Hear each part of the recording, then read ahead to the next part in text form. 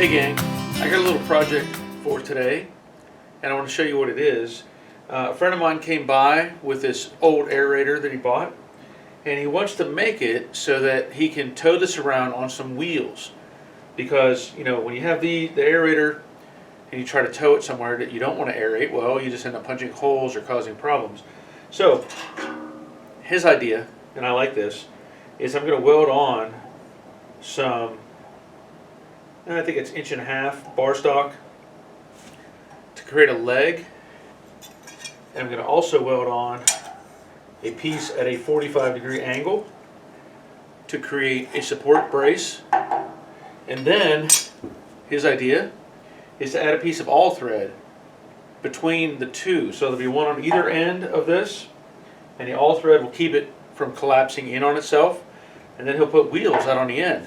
I think it's a great idea. You know, this thing will actually flip over. The tow bar doesn't carry. You can go from one side all the way over to the other, and the connection at the tractor is the same. So he's already cut these for me. Looks like, again, I'd just say probably 1.5" bar stock. Looks like a 1/2 inch hole. So I like that. Already got the hard part done, in my opinion. And like I said, same thing with the brace. And weld that in. Now I'll probably offset this slightly so that I end up with a perimeter rather than edge weld. I can do it either way. You could too, but I noticed that the angles aren't exactly 45, so I may just offset that slightly and just do a lap type weld. So I'm going to be using my Lincoln 140T welder with 30 thousandths wire, and I'll probably be on a heat setting probably around 3 and a speed around 2. We'll see how that works. I'll do some experimenting and then I'll let you know what the final setting is. I've got to do a little prep work, so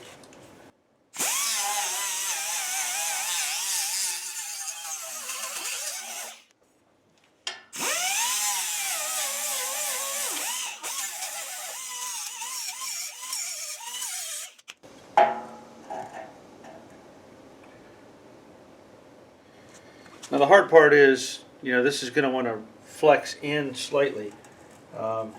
As even with this piece of square, I can tell that this piece of tubing is kind of indexed in a little bit. So I want to make sure it's not leaning in too far. What I might have to do is actually tack it and hold it in place. I was trying to use that magnet, but again, this piece, if you looked at it from the side, it's leaning in. So just kind of one of those things where whoever built this piece did not square it up. I'll probably take a measurement from the side of the drum down here and out, and then make sure it's the same.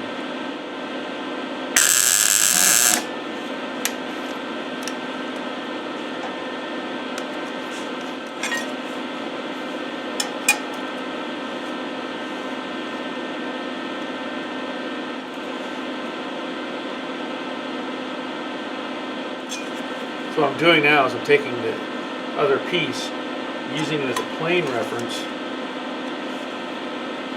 to hold it against this piece. I can measure off the drum and come up with a measurement. Same way back here. That kind of helps me figure out that it's square. So now I have that right. And then up here, I'm pretty close.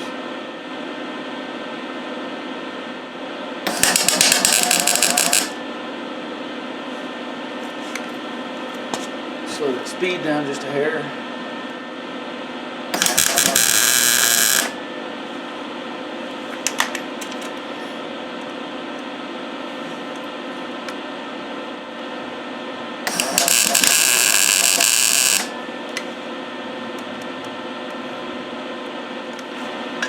So now that I have that roughly in place, again, if I took this piece and I can see, you know, where I need to bare the metal to make sure I'm going to have a good weld.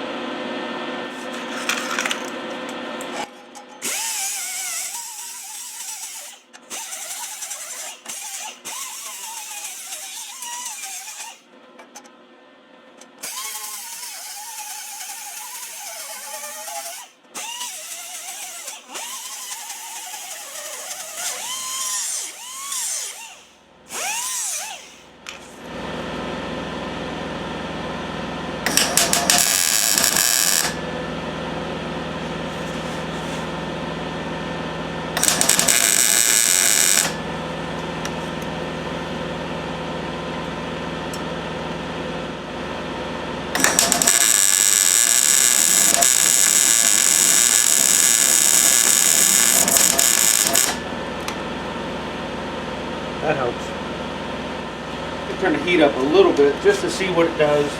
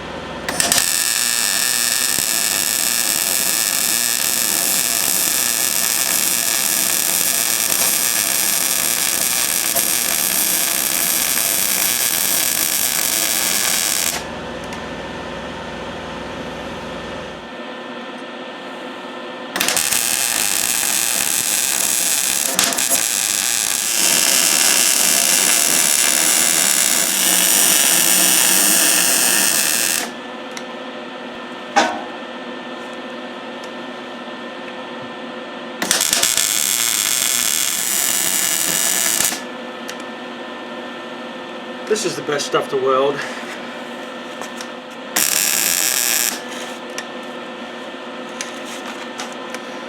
Okay, that's one side.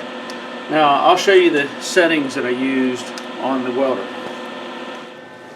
Just to show you, that stuff welds so nice. Got to fill that little spot in right there and right there. I got a little short, but it's not going anywhere.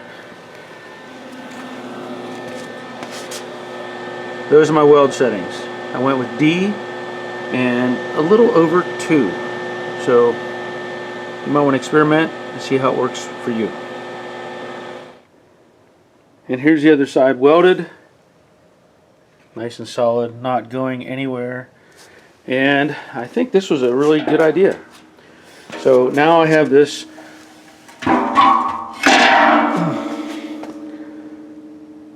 So this is what I was talking about with the plane, you know, being straight because the other piece of tubing is not square. You can kind of see it here. This one is leaning that way. So I kind of had to adjust. Hopefully this gives you some ideas. Maybe something you can use on your project. And I'll say thanks for watching and happy welding. We'll see you next time. Take care of yourselves.